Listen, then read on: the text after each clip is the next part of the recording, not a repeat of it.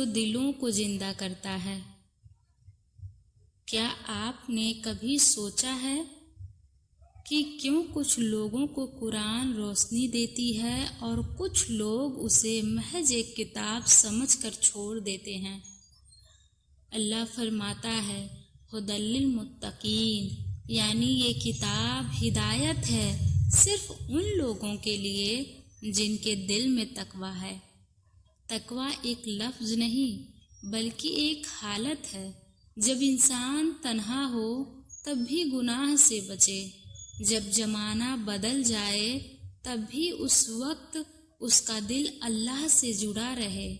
متقی وہ نہیں جو صرف لباس سے پاک ہو، بلکہ وہ ہے جس کا دل رب کے خوف اور محبت سے بھرا ہو۔ اور ایسے ہی دل کے لیے قرآن بنتی ہے نور، ایک ایسی روشنی جو اندھیرے کو بھی رحمت میں بدل دیتی ہے۔ اگلی ہی آیت میں اللہ متقی کی پہچان کراتا ہے، الذین یؤمنون بالغیب، یعنی جو غیب پر ایمان لاتے ہیں۔ سوچئے کیسا ایمان ہے یہ، جو دکھتا نہیں لیکن دل مان لیتا ہے۔ نہ جنت دیکھی نہ جہنم، لیکن پھر بھی بھروسہ رکھتے ہیں۔ نہ اللہ کی صورت دیکھی نہ اس کی آواز سنی، لیکن جب سجدے میں سر رکھتے ہیں تو روح تک کہتی ہے میں اپنے رب سے ملی۔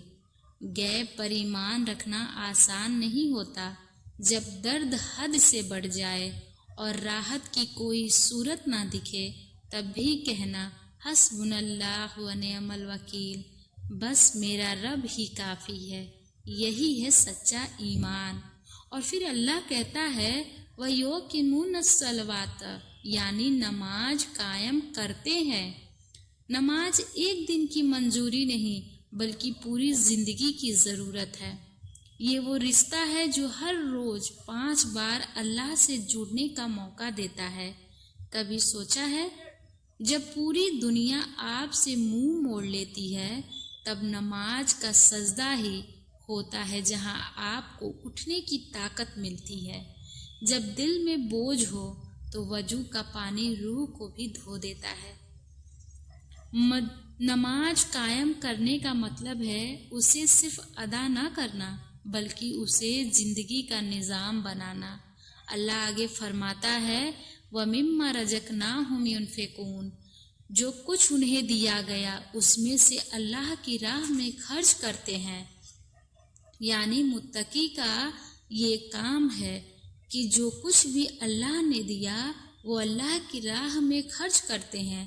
یہاں صرف پیسے کی بات نہیں ہو رہی بلکہ وقت، محنت، محبت، علم، ہر وہ چیز جو اللہ نے دی ہے۔ جب کوئی بھوکا ہو اور کچھ کھانا بانٹو تو انفاق ہے، جب کوئی مایوس ہو اور تم اس کی بات سن لو تو وہ بھی انفاق ہے۔ دنیا کہتی ہے کہ جمع کرو لیکن قرآن کہتی ہے بانٹو، کیونکہ جو تم دو وہ تمہارا ہوتا ہے۔ پھر ایک اور خوبصورت بات وَالَّذِينَ يُؤْمِنُونَ بِمَّا أُنزِلَ إِلَيْكَ، یعنی جو اس پر بھی ایمان لاتے ہیں جو محمد صلی اللہ علیہ وسلم پر نازل ہوا۔ مطلب صرف نام لینا نہیں بلکہ سیرت کو پہچاننا، اپنانا، ان کے اخلاق، صبر، انصاف اور رحمت کو اپنے اندر اتار لینا۔ ہم اکثر کہتے ہیں ہم امتی محمدی ہیں، تو کیا ہم ایسا برتاؤ کرتے ہیں جیسا انہوں نے سکھایا تھا؟ کیا ہماری زبان میں وہی نرمی ہے؟ کیا ہماری سوچ میں وہی انصاف ہے؟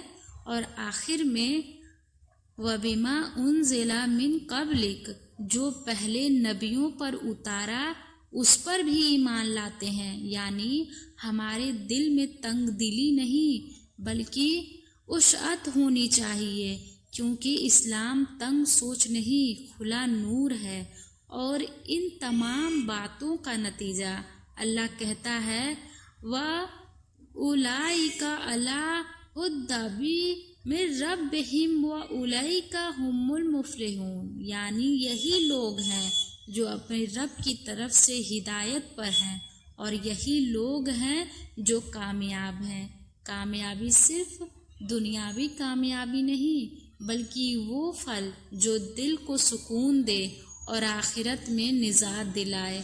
تو آج اگر آپ خود سے پوچھیں تو کیا میں اس پہچان میں آتا ہوں؟ کیا میرا ایمان، میری نماز، میری سوچ اور میری زبان واقعی قرآن کی طرح پاک ہے؟ اگر نہیں تو اللہ کی رحمت آج بھی دستک دے رہی ہے، کہہ رہی ہے لوٹ آؤ، میں انتظار کر رہا ہوں۔ اگر یہ سفر آپ کے دل کو چھوتا ہے تو آئیے اسے جاری رکھے ساتھ میں۔ ہر روز نظمائے قرآن پر قرآن کے لفظوں کو جئیں، سمجھیں اور اپنے اندر اتاریں۔ ویڈیو پسند آئے تو لائک کریں، سبسکرائب کریں اور شیئر ضرور کریں۔ شاید آپ کے ایک کلک سے کسی کا ایمان پھر سے روشن ہو جائے۔ اللہ ہمیں سمجھنے اور عمل کرنے کی توفیق دے، آمین۔